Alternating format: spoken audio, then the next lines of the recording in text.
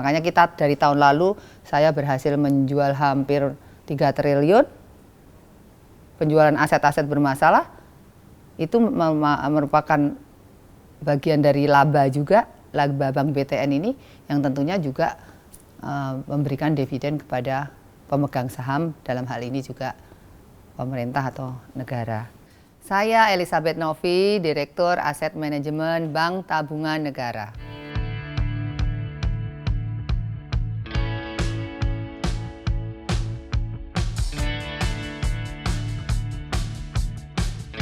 Menurut saya ya, kalau saya tuh selalu melihat kalau perempuan ya sukses di pekerjaannya, tapi sukses di keluarganya itu luar biasa.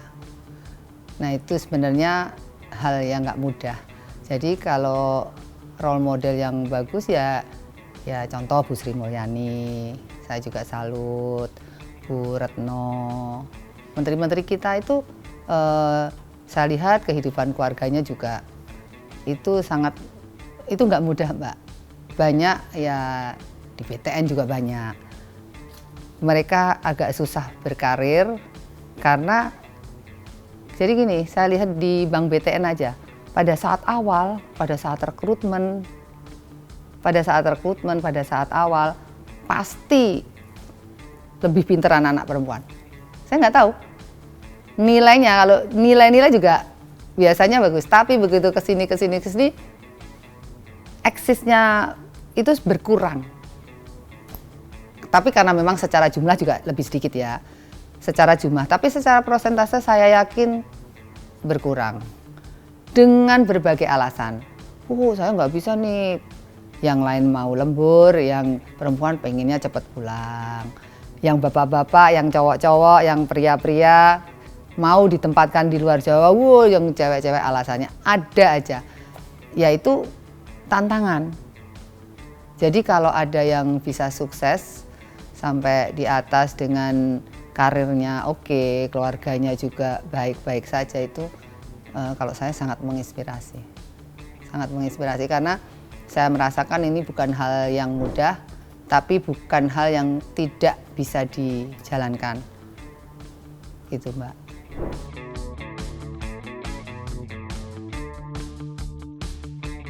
Kalau waktu kadang memang tidak setiap Sabtu Minggu bisa. Karena kadang-kadang ada acara dengan stakeholder yang harus hari libur. Tapi ini tips saya ya, ini tips pribadi saya itu saya selalu kasih tahu juga ke teman-teman, ke anak saya juga, itu ada namanya ilmu kini di sini. Jadi saya itu kalau di rumah nggak pernah mikirin kerjaan. Karena kini di sini, supaya apa? Ya saya nggak selalu bisa seperti itu, kadang-kadang juga enggak. Tapi itu kondisi yang selalu saya upayakan dari dulu. Kalau saya di kerjaan, saya kalaupun nerima telepon anak, nerima telepon suami, nggak akan saya fokus itu. Saya nggak peduli. Bukan nggak peduli, nggak mau mentel. Oh iya nanti Bu kerjain. Tapi nanti sore saya selesaikan gitu. Jadi kalau saya di kerjaan, saya fokus kerjaan. Berusaha untuk nggak terpengaruh keadaan di rumah. Tapi begitu di rumah, kalaupun ada telepon, bukan berarti kalau nanti ada telepon dari Pak Dirut nggak saya angkat.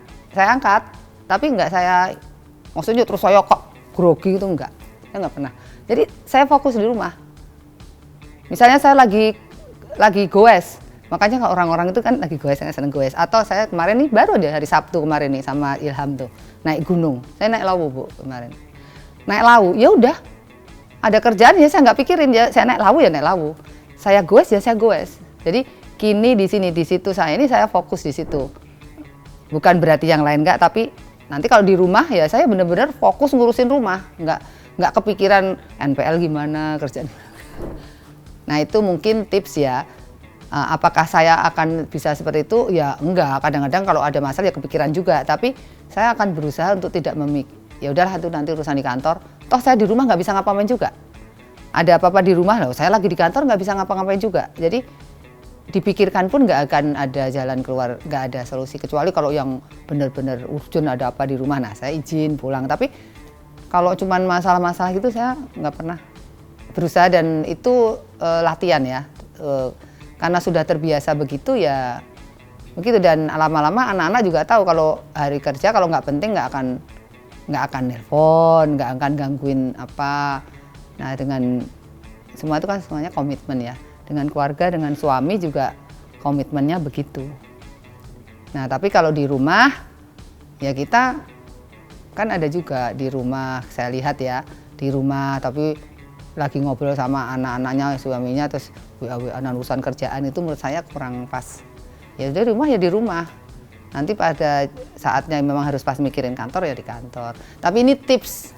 Ini kan cara orang berbeda-beda. Nah, mungkin kalau cara saya ya itu ini di sini, jadi itu benar-benar fokus pada kalau pas kita mikir kerja ya kerja. Jadi kita benar-benar totalitas pekerjaan kita. Kalau di rumah ya ngurus rumah, ya nggak mikirin kerja. Gitu, Mbak.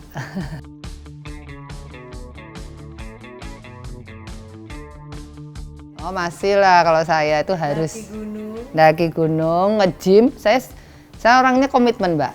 Saya kalau nge-gym seminggu ya 3 kali.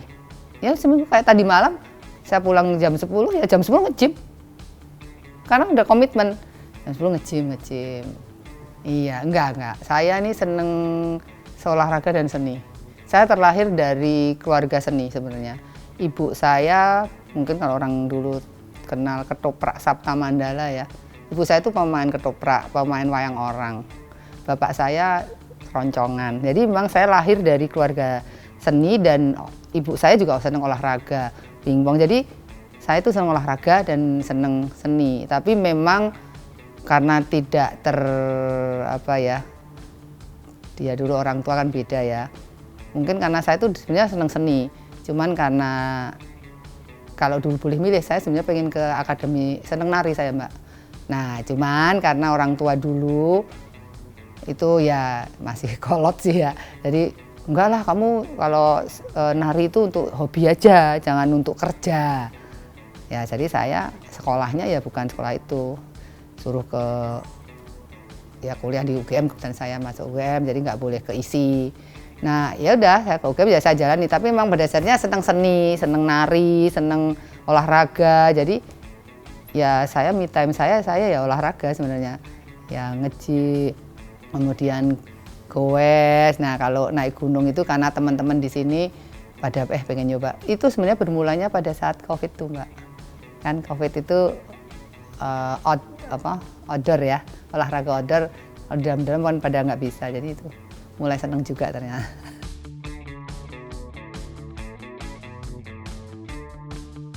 Mimpi.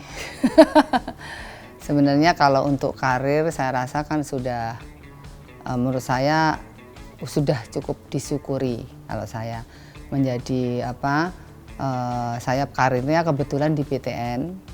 Dari saya lulus di PTN, dari bawah benar, kemudian sekarang ini menjadi direktur di Bank BTN, ini menurut saya sudah harus sangat disyukuri. Cuman memang karena dari dulu nih saya senang organisasi, Mbak, jadi saya merasa ada hal-hal yang belum bisa saya lakukan, misalnya di lingkungan, ya di komplek aja saya nggak pernah ngapa-ngapain, ya kan, nggak sempet lah intinya di komplek perumahan, padahal di situ banyak hal yang bisa dilakukan juga, sosial di situ. Nah ini memang saya belum ke arah situ, jadi murni pengennya juga bisa berbuat yang lain kan. Nah ini yang ya bentuknya apa juga saya juga belum tahu, tapi kalau saya mimpi kalau memang saya karirnya nanti ya kalau jadi direktur aja saya udah 6 tahun nih, Mbak. 6 tahun jadi direksi kan, direksi juga ada batasnya. Nah ini nanti ya mimpi saya ya untuk berbuat, karena bagi saya dan ini juga dengan anak-anak saya hanya 2 orang tuh. Jadi orang tuh hanya baik.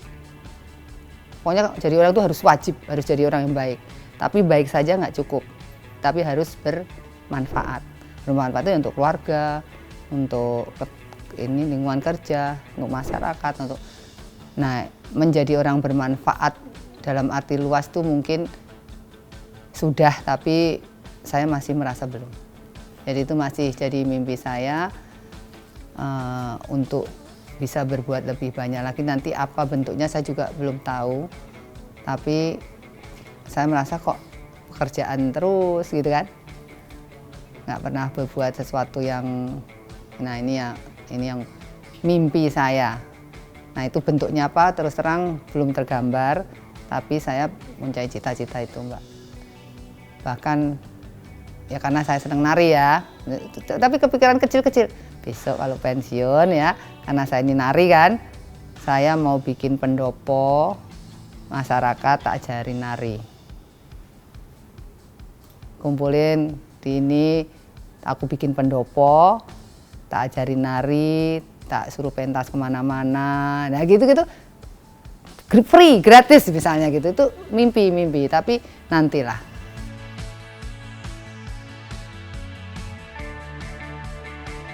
Semua orang itu berhak untuk sukses, termasuk perempuan. Kita itu perempuan juga berhak untuk sukses. Jadi kalau kata kuncinya itu, semua orang itu berhak untuk sukses, termasuk kita perempuan.